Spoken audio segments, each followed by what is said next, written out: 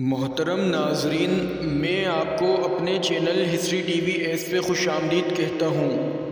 بنی اسرائیل میں ایک بہت ہی نیک اور صالح بزرگ تھے، اور ان کا ایک ہی بچہ تھا جو نابالغ تھا، اور ان کے پاس فقط ایک گائے کی بچھیا تھی۔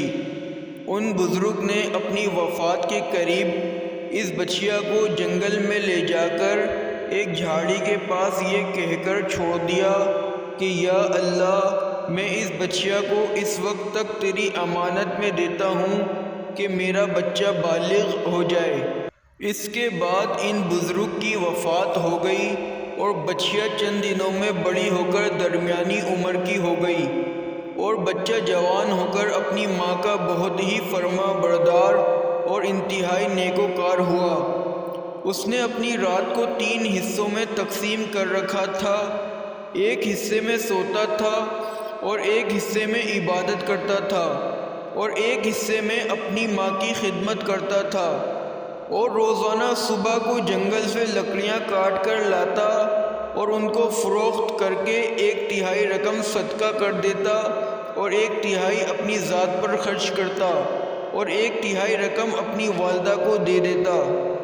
ایک دن لڑکے کی ماں نے کہا کہ میرے پیارے بیٹے، تمہارے باپ نے میراث میں ایک بچیا چھوڑی تھی جس کو انہوں نے فلاں جھاڑی کے پاس جنگل میں خدا عز و جل کی امانت میں سونپ دیا تھا۔ اب تم اس جھاڑی کے پاس جا کر یوں دعا مانگو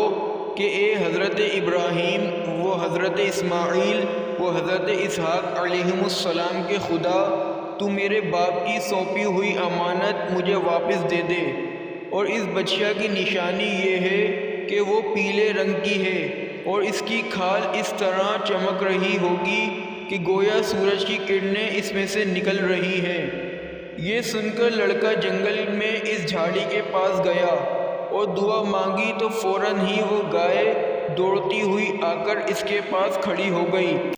یہ لڑکا اس گائے کو پکڑ کر گھر لایا تو اس کی ماں نے کہا، بیٹا تم اس گائے کو لے جا کر بازار میں 3 دینار میں فروخت کر ڈالو، لیکن کسی گاہک کو بغیر میرے مشورے کے مت دینا۔ ان دنوں بازار میں گائے کی قیمت 3 دینار ہی تھی۔ بازار میں ایک گاہک آیا جو در حقیقت فرشتہ تھا۔ اس نے کہا کہ میں گائے کی قیمت 3 دینار سے زیادہ دوں گا، مگر تم ماں سے مشورہ کیے بغیر گائے میرے ہاتھ فروخت کر ڈالو۔ لڑکے نے کہا کہ تم خواہ کتنی بھی زیادہ قیمت دو، مگر میں اپنی ماں سے مشورہ کیے بغیر ہرگز اس گائے کو نہیں بیچوں گا۔ لڑکے نے ماں سے سارا ماجرا بیان کیا تو ماں نے کہا کہ یہ گاہک شاید کوئی فرشتہ ہو،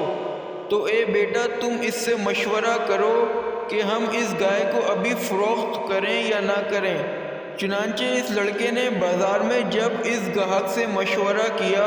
تو اس نے کہا کہ ابھی تم اس گائے کو فروخت نہ کرو، آئندہ اس گائے کو حضرت موسیٰ علیہ السلام کے لوگ خریدیں گے تو تم اس گائے کے چمڑے میں سونا بھر کر اس کی قیمت طلب کرنا، تو وہ لوگ اتنی ہی قیمت دے کر خریدیں گے۔ چنانچہ چند ہی دنوں کے بعد بنی اسرائیل کے ایک بہت مالدار آدمی کو، جس کا نام عرمیل تھا، اس کے چچا کے دونوں لڑکوں نے اس کو قتل کر دیا اور اس کی لاش کو ایک ویرانے میں ڈال دیا۔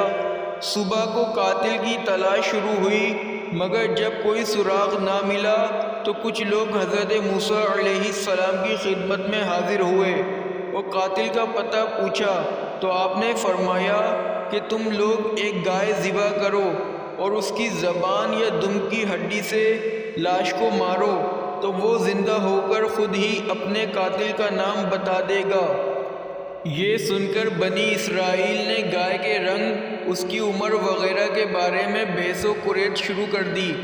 اور بالآخر جب وہ اچھی طرح سمجھ گئے کہ فلاں قسم کی گائے چاہیے تو اسی گائے کی تلاش شروع کر دی، یہاں تک کہ جب یہ لوگ اس لڑکے کی گائے کے پاس پہنچے تو ہو بہو یہ ایسی ہی گائے تھی جس کی ان لوگوں کو ضرورت تھی۔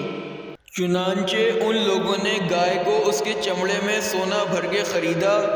اور ذبح کر کے اس کی زبان یا دم کی ہڈی سے مقتول کی لاش کو مارا تو وہ زندہ ہو کر بول اٹھا کہ میرے قاتل میرے چچا کے دونوں لڑکے ہیں جنہوں نے میرے مال کے لالچ میں مجھ کو قتل کر دیا ہے۔ یہ بتا کر وہ پھر مر گیا۔ چنانچہ ان دونوں قاتلوں کو قصاص میں قتل کر دیا گیا، اور مرد صالح کا لڑکا جو اپنی ماں کا فرما بردار تھا کثیر دولت سے مالا مال ہو گیا۔